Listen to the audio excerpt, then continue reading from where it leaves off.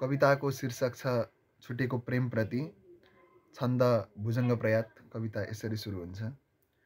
तिमी प्रेमकी गण्डकी कल्कलायौ, म डुब्दै गएँ धेर कुण्ठा हटायौ।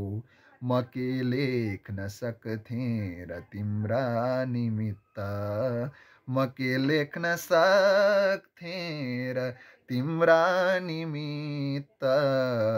त्यसै रूप माधुर्य पिउँदै सिनित, तिमी स्वप्नमा आउँदै झलमलायौ। यही चित्तको दीप भई सल्बलायौ, र तिम्रा कयौँ याद चुम्छन् मलाई। कसोरी म बाँचु र छाती जलाई, गरेरै कुरा प्रेमका अल्मलायौ। मुटु दिल धड्कन सबै खलबलायौ, थप्यौ धेर पीडा ती उत्साह मान्दै। गरेनौ कुनै बात नै आफ्नो ठान्दै, यिनै केशका जुल्फीलाई सजाई। सिरानी बनाएर त्यो काखलाई, बिताइदिने जिन्दगी रोज्दथेँ म। तिनै केश गन्दै बसु सोच्दथेँ म। तिमीले त मान्छे नि भेट्यौ सुनैको, परेमै फलाम न प्यारो कुनैको।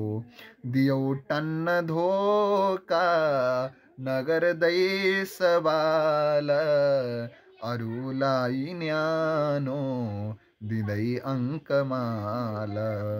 भए हुन् धनी ती परेमै गरिब, दिएकै थिए प्रेम लाखौँ करिब।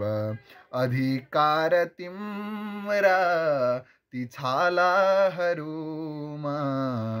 अरूकै भए ओठ गालाहरूमा।